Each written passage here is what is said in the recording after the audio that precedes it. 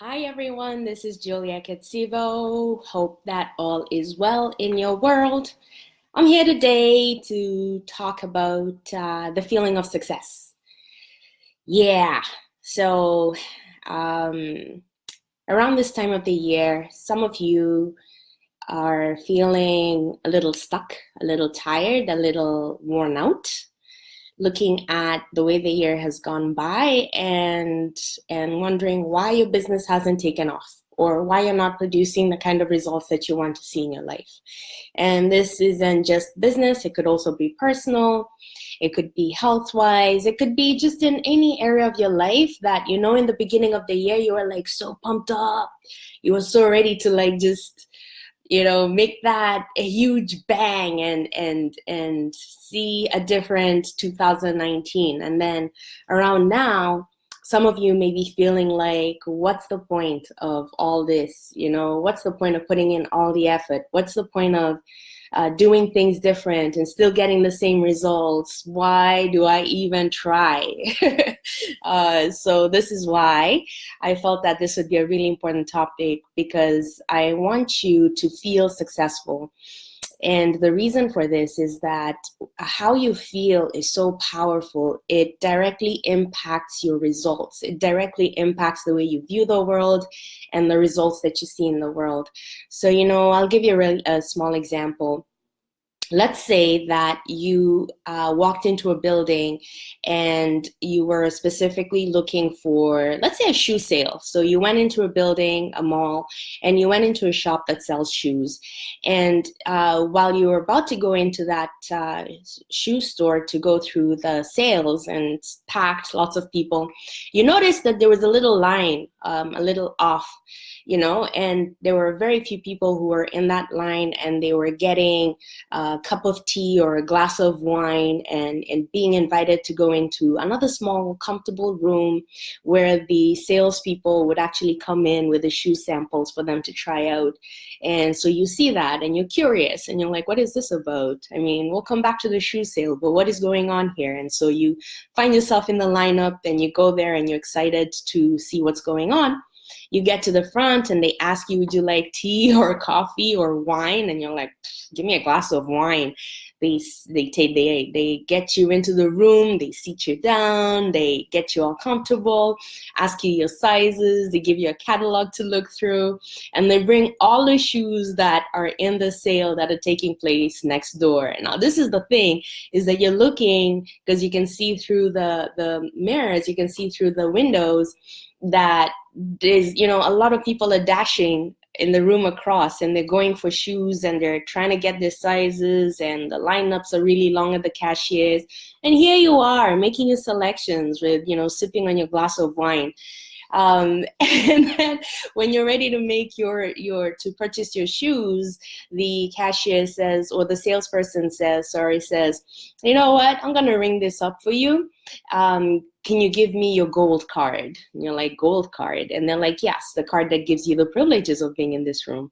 And that's when you realize that the shoe club has a gold program for people that it treats like VIPs, and anybody who doesn't have, this gold card that they pay membership for the privileges, they kind of go into the next room. And it's at that moment that you realize, oh, I see, that's what this is about. I'll leave the rest of the story up to you to decide how that happens. But this is the point of the story. You had no idea that you did not belong in the VIP room. And so you walked in there as though you did. You walked in there as though it was made for you, as though you were to receive everything that was to be given to you in that room. And because of the way you were and the way that you walked in and the assumptions that you already made in your mind long before you went to that really short line, they let you in because there's something about you that said that you belonged there. Now, it's at that moment that you realize that you don't have those gold privileges, that there would be a shift in your energy and a shift in the energy of the person who's serving you, because suddenly you don't belong there. Suddenly, this is not your place, that you actually are supposed to be out there scrambling with the rest of the locals through the shoe piles. And that's sort of how success works. it's either you feel it or you don't. Now, a lot of people that I meet on a regular basis are waiting for things to happen so that they can feel successful. And for a very long time, I was one of them. For a very long time, I used to look at certain markers and I used to use them to determine whether I considered myself successful or not. The kind of job that I got, the job title that I got, the type of pay that I got, the type of pay increase that I got, the type of promotions that I got, the type of responsibilities that I got, the type of people that I hang out, the type of places I was invited to, the type of people I dated, the type of people that called me their friends. Those were the things that I was using as success markers, and they're all very external, as you can see. And the problem with that is that it didn't matter what I achieved or acquired, there was always another level of success to attain. In fact, I remember was it my first or my second job? My first job, I'd say. I really wanted to buy a car, but all the leasing companies, it wasn't, let's say, as easy as it is now to get a vehicle. All the leasing companies and the car loan companies would say you're not making enough, right? And then so I got this other job that I thought, whoa, I'm balling, let's go get a car. And they said the same thing, you're not making enough. And so I was looking at these two drastic incomes, huge increase. And I was thinking, well, what is making enough? When is it enough? And so that used to be my story for a very long time. So about 10 years ago, I needed to make a decision and decide what success meant to me. And even more so within the last 5 years of having my own business, I needed to redefine success for myself. Because it wasn't going to be enough to say, I want to make X amount of money. I want to live in an X type of house. I want X kind of family, friends, or things to do, or places to go. None of that was really going to matter because I was going to be chasing the same things. And I was going to pretty much replicate the life that I had led while I lived in a 9-to-5. I was going to be pretty much doing that here, which isn't fair, because the reason why you leave the old for the new is so that you can have new. And if you bring the old rules into the new, then all you're doing is just taking the same old self into new experiences, but not really experiencing anything new, just much of the same. And I didn't want that. And so for me, I had to really sit down and define for myself what success meant and what my priorities were going to be. And you're going to find this very important as I move on down our broadcast. So success had to be, for me, tangible results with the people that I work with. It was very important for me to see that anytime anyone has worked with me or I've touched anyone's life, that they're not where they were when we first met, whatever the situation may be. Could be in their personal lives, their professional lives, their spiritual lives, could be in their physical fitness lives. It doesn't matter. For me, it was very important that I had moved the person past a level of being stuck, and I would have felt like I've done my job. Now, granted, there's some people that it doesn't matter what you do, they're going to stay where they are, and for various reasons. And so it also had to be important for me to recognize those situations so that I was not trying to become a fixer in people's lives, especially when they did not ask for fixing. And that's important as well, because a lot of people, especially my clients and the people that I work with and that I commune around, it's in our nature to fix. It's in our nature to give. It's in our nature to problem solve, to be there for others. But there is something called boundaries, and not everybody needs your help at the time that you're providing it. Not everybody wants it, and it doesn't matter if they look like they need it. It's not for everyone. And so a really vital part of your business will be to determine who needs your help, who wants it, and can pay for it. And once you know that, then you're free to serve really without negotiating on yourself, compromising on your prices, wondering about your value. You're in that sweet space where what you have and what you can give is exactly what is needed and wanted. And that's what I want for you. It's really good for your self-esteem, your confidence, and it also helps you keep your branding aligned, because you don't want to be the person who's known for compromising or stopping, and doing all those other different things that just don't look good at the end of the day, right? So the idea here is the first thing that you need to do is define success for yourself. Now, when it comes to the clients that I work with, I have a definition for success for them. Now, they come to me with what it is that they need fixed or that they need help with. So, someone will come to me and say, I need clients, most people. Others will come to me and say, I need consistent income. Others will come to me and say, I want to feel confident about my products and services. Others will come to me and say, I need help with my marketing. And yet others will come to me and say, I need to create processes and I need to streamline my business. And that's awesome. So they come to me with the things that they want and the things that they know they need done. But I have a definition of success for the people I work with. And my definition of success is a profitable and sustainable business. Because I know from experience that it's not enough to just want to make money. You're going to make money, but if you haven't taken care of the lifestyle design, that is, if you haven't taken care of the systems and processes around your whole life, you're going to look at the amount of money that you made and it's not going to feel worth it, because you'll look back and see that you destroyed your relationships, that you have non-existent relationships with the people who matter, that you don't have time for yourself, that you've created all this work and now you need more help and now you're just stuck working. And what was the point of starting a business? And what was the point of all that? And for me, I haven't helped you according to my standards, according to my set of success, my success formula. I haven't helped you if I've only helped you make money. For me, it's very important that as you make your money, as you see more money in your bank account, that you look around and you realize that your relationships are richer, that you have more time for yourself, that you're really enjoying your life. And I want this for you because that's what I created for myself. And so even when you're looking at all your mentors or the people that you look up to, including your business coaches, I want you to really take a look at their whole lives, because what you're buying is you're buying not just their expertise and how they do things, but you're also buying their results, right? So if maybe, and this happens all the time when people feel like, okay, I need to know how to make money right now. And so they go to the expert who's going to show them how to make money right now. And they do some work together. But then they realize that they went so far offside that they became this hard go-getter, let's do it, get on the phone, dial person. And maybe that's not completely who they are, right? And then they have to find themselves back in the middle. And then maybe they might say, I need nourishment, my soul, I feel parched, I need someone to help me be at one with myself. And they find that one person who's very specific in that area, and they go get what they need, but then they go far off that side that all they do is sit down all day, every day in parks and commune with the trees, which means nothing else is getting done, right? And everybody's getting irritated around them, like, we all need to work.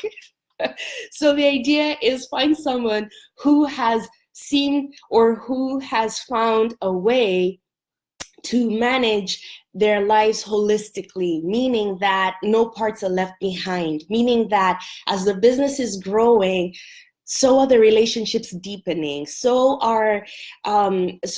their physical health getting better, so is their spirituality getting deeper. And one of the primary characteristics or attributes of such a person is that they are willing to go deep within themselves. They are willing to do the work, and it's hard work, guys. It's hard work. But you want to look for the person who's willing to do the work on a continual, everyday basis to make sure that they're taking out what isn't working, using what's good, learning that deep empathy, being really present in life while also projecting into the future and creating reality out of amazing dreams. So these are just some of the things that I want you to think about when you're looking for your mentors, because you're going to need them in order to be successful in the areas that you don't feel successful in. Now, how do you feel successful when things are just not working out for you? It's hard. It's hard to wake up in the morning and say, yeah, let's go rule the day. Let's go. Thank you for the hearts and the love. I love it. Let's go rule the day. Let's go be this warrior when the last time you made a sale, you can't remember, and you don't have anyone to call that day because you're all tapped out, and all those emails that you sent, no one responded, all those Facebook lives, all those posts, all that networking, you have nothing to show for all the work that you've done. It's hard, especially if you also have a spouse or a significant other or family members who are looking at you like, so when do you start making money? It's hard. So, the expectation that rise up 5 a.m., get into that mental frame and go, hurrah, the day. Like, you see, even the things that I'm saying, it just doesn't make sense. Because at that moment, that's not what you're thinking. At that moment, you're thinking, I just want to cover myself, go to sleep, and never wake up. So how do you feel successful? Because you're going to have to. And the reason why I say you have to feel successful is because if you're waiting to feel successful before you do have tangible, successful results, you're going to be waiting a long time. Also, the act of feeling successful comes before success. And an example here is if you look at the, like right now we have athletics championships taking place, World Athletic Championships in Doha. And if you look at the champions who are racing against each other, who are running tracks, who are doing the triathlons, who are doing all of that good work, they didn't get there by getting success and then feeling successful. And that includes actually before they went on the track. And I'll take the track as an example. They mentally had to feel successful to get on the track, to be able to give their A game. And that's how it works with performance, with anything that has to do with performance.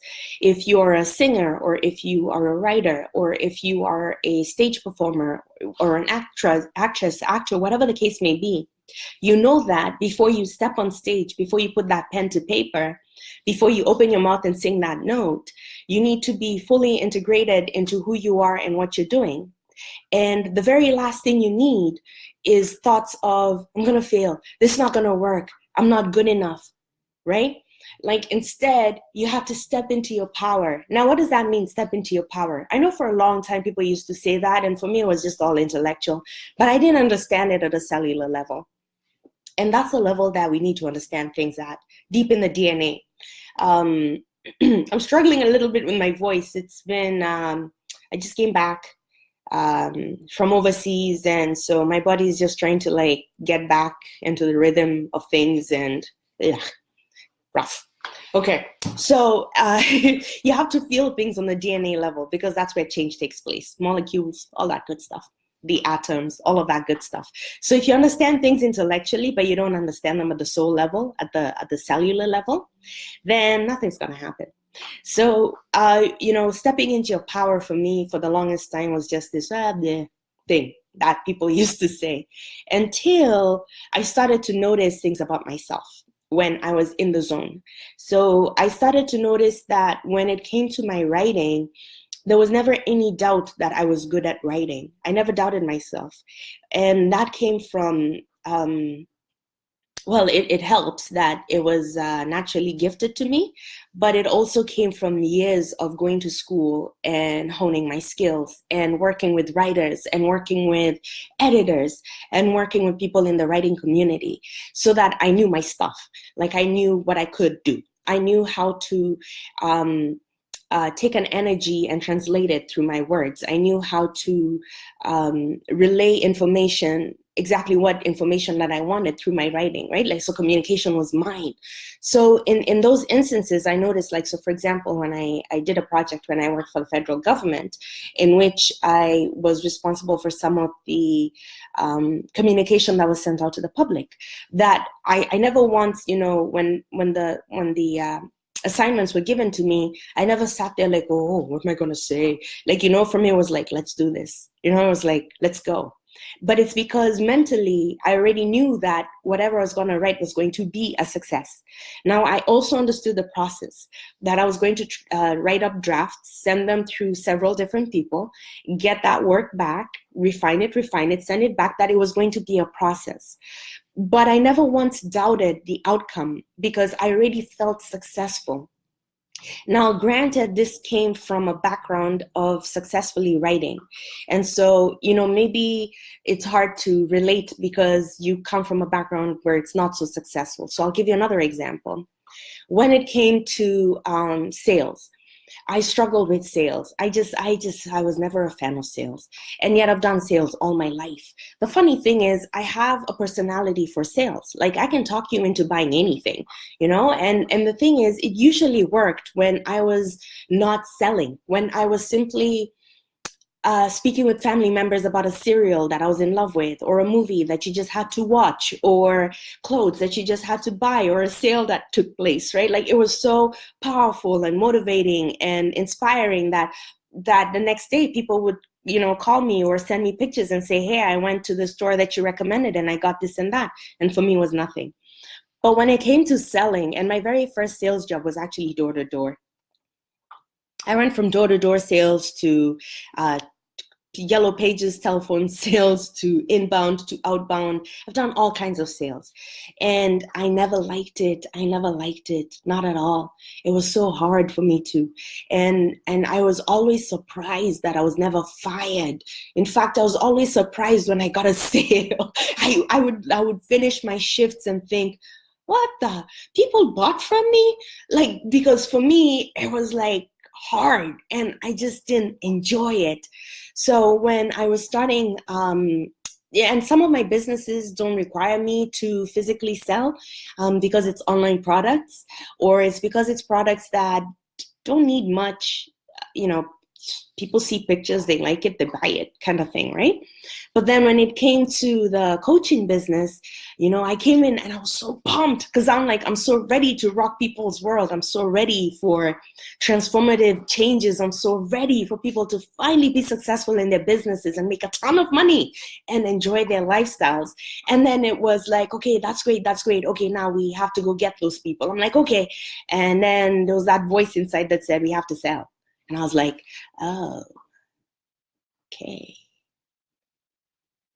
Yeah. Whew. Yeah.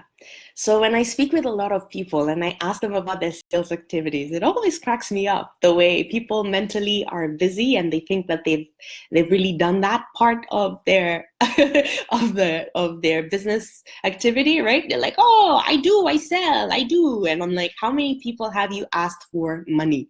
And it's like, oh, money. Like, ask them to give me money? Yes. In the last week. How many times have you asked for money in the last week? And it's like, I didn't have a chance. And with this other person, I didn't feel it was right. And with that other person, there was no time. Always something. So it always cracks me up because I get it.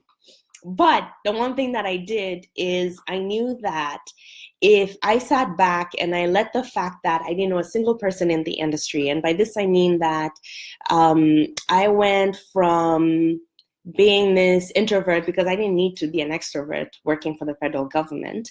I was an extrovert at home and with my friends and in social gatherings. At work, I was like, quiet, leave me alone, I'm working. And I was a super producer, right? And like, I knew my job and that's what I took pride in, but I was an introvert. And when you're someone like a writer, you're an introvert. Because when I wasn't working for the government, I was busy writing my fiction stories. And it requires you to dig into yourself and into your own world so that you can produce. So it meant that I was just an introvert. And so I was coming from that world into this world where I now had to go out and network. What? Create community. Have sales conversations. Oh boy.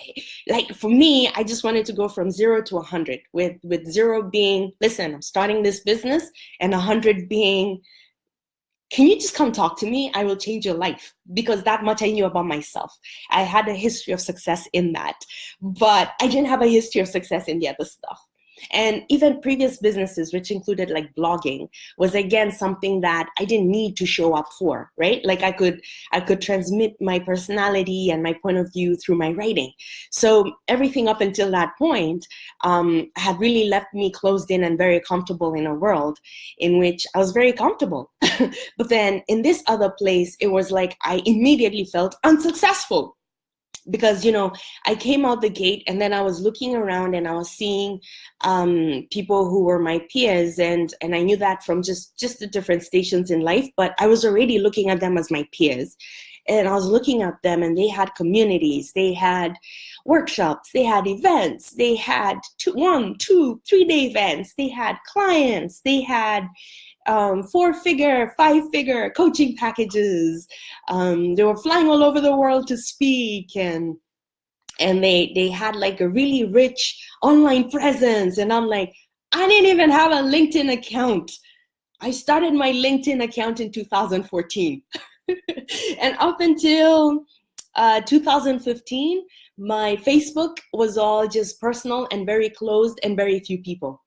And so the only things that I used to use were Twitter, which was from 2010. I recently closed it. I just, there's too much.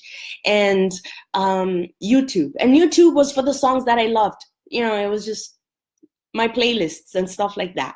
So here I was looking at everybody else thinking, oh my gosh, like I immediately felt like a loser. I immediately felt like a failure. That was going to be a problem because I was selling a transformation into your dream life, into a life and work that you love, into another kind of life. And here I was feeling like I had climbed into a boat with my little oar, gone out smack into the middle of it, of the water, and realized I'm in the middle of the Indian Ocean. And I have no life jacket and I have no sense of direction. I didn't even bring a compass and I have no idea where I'm going.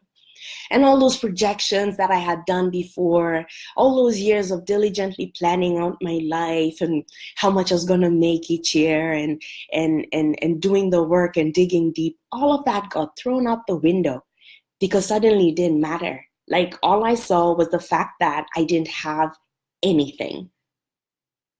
Anything. Now, what was I going to do? Obviously, something changed because I'm here now. And this is what I'm going to tell you. And it's not going to be easy, but this is the thing. The vision, number one, has to be super powerful. It has to be so, so powerful that in the darkness of your current existence, there is still aspects of your vision pushing through your mind. So maybe the way you feel right now is not that great. And it's so not that great that your vision is just like pieces, it's like, yeah, I wanted a business, now I don't care. Yeah, I wanted a great relationship, can't be bothered, but there's still pieces of it that appears in your mind, something that says, get up, make another call, get up, send out that post, get up, listen to that Facebook Live, whatever it is. They're gonna be like, if you keep that, if you really burn that vision, and I teach my clients how to burn their vision so that it's not just something they understand intellectually, but it like consumes them, because things will happen and you'll sort of forget what you wanted. You will, because it's life. And what you need though is like those kinds of reminders, and your vision will do that for you, because it's like the sun, it's still going to pierce through. It doesn't matter how cloudy your day is, you're still going to get those rays that come through. And those are the things that will get you moving one foot in front of the other. And so there's that. You need a really powerful vision that says, this is a kind of life that I want. Now, the other thing is a lot of people underestimate how long it's going to take for them to accomplish their goal, and they overestimate their capacity to complete the goal. Then they've done that. So in your mind, you may have been like, this will take 1 year, 2 years, 5 years, this will take 6 months. And then, a couple years in, you're like, oh my gosh, what was I thinking? It even costs way more than I imagined, and I'm nowhere near anywhere. That's just how it goes. It's life. It's fine. The idea is because people are so driven to achieve the goal, they forget that there's that thing called the process. So remember when I told you that when I used to write public relations correspondence for the federal government, I knew that I was good at my writing, but I also understood the process. And the process meant that I wasn't going to type up stuff and then it's magic, it goes. That it was going to go through multiple peoples at different levels. They were each going to return back for revisions, and that there was going to be a back and forth process and maybe some disagreements over use of language or spelling or whatever the case may be, until we all came to an agreement, and then the correspondence would be sent out. So because I understood that, I was never frustrated. I was never at that point where I'd be like, oh, this is stupid. If you don't trust me, I'm not going to do it again. Or, oh, I feel so unsuccessful. I don't know how to write anymore. Like, none of that ever entered my head. And it's because I understood the process. So for a lot of entrepreneurs, they don't understand the process. They don't. They understand this is where I am, this is what I want, and then all that stuff in between is just stuff. But they don't understand the process. And I'll tell you some key parts of the process. Some key parts of the process are this. Some days you're going to have money, some days you won't.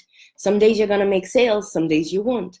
Some days your business are going to grow and make you feel comfortable. And just when you're starting to feel comfortable, you're going to have a shakeup. And some days you're going to wake up not wanting to get out of bed because it's such a terrible day. You haven't had any good luck. And then, your phone will chime and you'll look and you'll find an email that tells you you've got a deposit. Or a phone, someone that you've been trying to get a hold of for the longest time is finally returning your call. Or you've been invited to go speak at an event that you've always wanted to speak at. Or someone is just thanking you for doing the work that you do. And that's how it's going to be, because this is the life that you chose. So you have to remember that you chose this life. You chose this life for your own reasons. You chose this. So you have to remember why you chose this. And then you have to remind yourself that you were built for it, that you would not have conceived the idea of this kind of life unless it was in you to bring to fruition. You just wouldn't. You wouldn't. It will never occur to me to join the athletics world championships as a triathlon. It just won't. Not unless I'm different in the future and it comes up, but it just won't. Because innately, I know what my capabilities and my capacities are. And it's not limiting myself. It's just knowing who I am and what I'm for. I'll never be the best swimmer in the world. Like, these are just things that I know. And it's not to say it so that I can put myself down or anything. There is no energy around it. It's just knowing. However, if I had this burning desire to be the best swimmer in the world, and I would go out and swim and practice and race against other people and get trainers and mentors and keep going, even though I wasn't the best swimmer in the world, until I finally get that medal that says I am the best swimmer in the world, that was meant for me. So what I'm saying is that whatever you've imagined, whatever it is that you want, whatever it is that you feel, understand that if you are not built for it, if you are not meant for it, if you were not meant for it, it wouldn't come into your consciousness. It would not drive you. It would not keep you, especially in a world where things are just not working out. I mean, you could choose the easy route. You could stay in that very safe job, get that very safe income. Don't stress yourself out. Just, make time with your family. But if that's not you, and instead you are burning to do this other thing, then understand that you are meant to do that other thing. And so that's part of that burning vision. So burn it. Let it burn into you, because you're going to need it the days that you don't feel like doing stuff. So how do you feel successful? Really, that's what we want to know. And I thought we'd have more time. I'd also show you how to become successful and maintain it, but we have lots of other Facebook Lives. How do you feel successful? Well, this is where your habits are going to kick in. So for example, make it a habit to read or listen to a book every day, even if it's 15 minutes or half an hour. These are the things that you have to do. And this is the part that I said you're not going to like.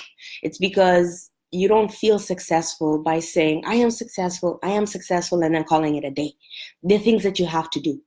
The thing that's gotten me up every day for the last 10 years is pretty much my habits, right? Because there are days and there are moments when you just can't do it. You're done. Like, you're so tired.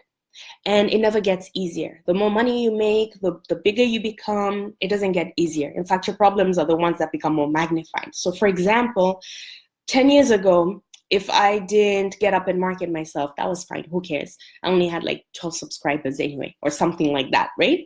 But then now, if I don't show up to an event in which I am slated to speak, the ramifications are that much more. Maybe 250 people are supposed to be there. Maybe 40, maybe 30. It doesn't matter. The point is, that's my reputation on the line. If I don't deliver on results with a client, again, that's me. So I have to show up. And so the more you create things, the bigger the ramifications. When I started creating conferences and live events, the same events that I would look at people and say, how are you doing this? And then I found myself doing it, half days, 1 days, 2 days, 3-day events.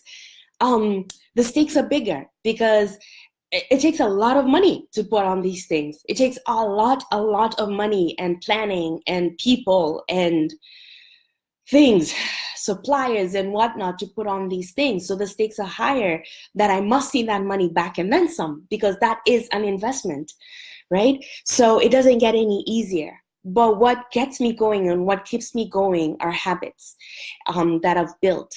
And also, I do something called a mental reset all the time, because the way you think and how you feel, it all gets mashed up with your thoughts about your past experiences, your fears about the future. Because you're human, you're always going to have these thoughts and you're always going to have these obstacles, and you're always going to self-sabotage, because really your body's just trying to keep you safe. It's like, listen, Julia, I know you want to speak on stage, but we might just make a fool of ourselves. So how about I just throw in a little bit of procrastination to slow us down? Those things happen. But the idea is to do a mental reset continually. And I'll tell you really quickly how this works. I don't know if you've ever watched the baseball game, and I'll just take baseball or basketball game just to give you an idea. I mean, when the players don't make their hits and they still have to go again, what do you think they do at that moment? A regular person will try and take that shot, or will try and make that hit and not succeed. And immediately they will feel judgment. It'll be like people are looking at them. They feel like a failure. They've let their team down. They should have practiced harder. They should have held the ball a different way. They should have watched their step. They shouldn't have all those things. Right? But if you're a professional and you are being watched by millions of people on TV and thousands of people live on stage, and there's a lot of money on this, and there's a lot of, the stakes are high, what do you think they do so that they can take the next shot, so that they can try again? They do quick mental resets.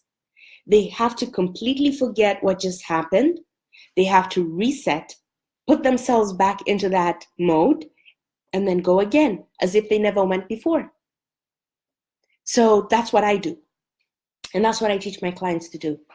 And so I am going to be offering you that opportunity for a mental reset, because all your plans for making your goals and to try and finish off this year well and all of that good stuff, it's not going to work if you're carrying gunk.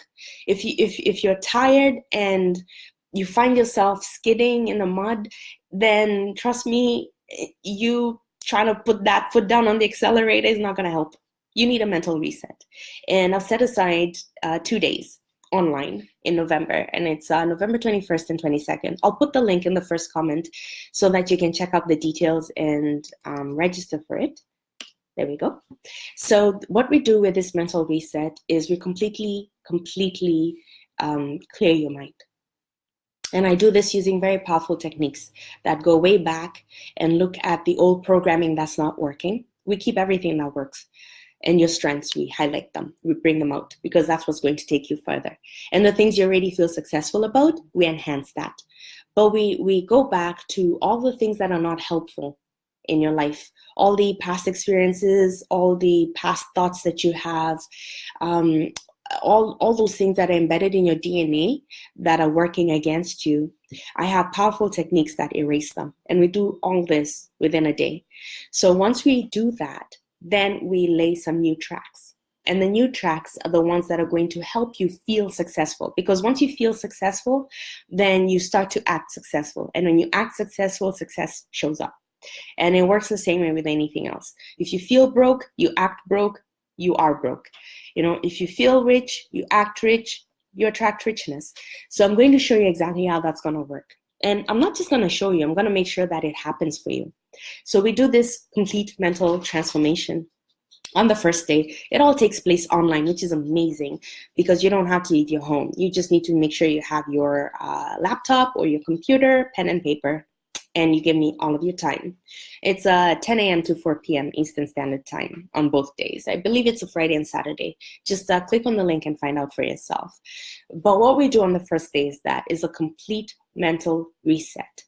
And then on the second day, we build your strategy. Rebuild your strategy. And it's going to be customized for you. So you're going to know exactly what you're going to make, how you're going to make it, what your messaging is going to be, where you're going to go, where you're going to find your person, what you're going to say, and go out and start making money. And the best part about it is that I will show you how to maintain your levels so that 2 months, 3 months, when you're starting to feel tired, you have something that I've given you that you can use, right? Tools. So why am I doing this? Because I understand the collection of gunk. And if I didn't regularly do these kinds of mental resets for myself and through my mentors, I'd be in trouble. I would be in trouble. Because like I mentioned before, it's a very stressful life. There's so many ups and downs. Things don't work out always. You have to be on.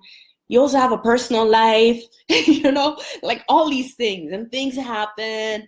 It's like, you need it. So I do mental resets for myself because I know how to. I learned these techniques when I was young. Intuitively, it was just the things that helped me move through life. And I've seen them work with my clients. But every 3 months or so, I also do resets with my mentors. I physically leave Canada, go over to their country or their location and work with them personally so that I can be better. And these are the tools that I use so that I can be who I am, so that I can continue to be who I am for you. And that's why it's important for you to do this weekend with me so that you can continue to be there for people. But this really is for you to fill yourself up, okay? So that's how you should look at it. You should look at it as this is my time to get filled up with what I need, to get really clear on my plan, to burn that vision so that I know exactly what I'm doing. And it's like aligned flow. That's what we're after, right? So check out that link, register. I hope to see you then. If you have any questions, let me know. Otherwise, have an incredible rest of the day or evening.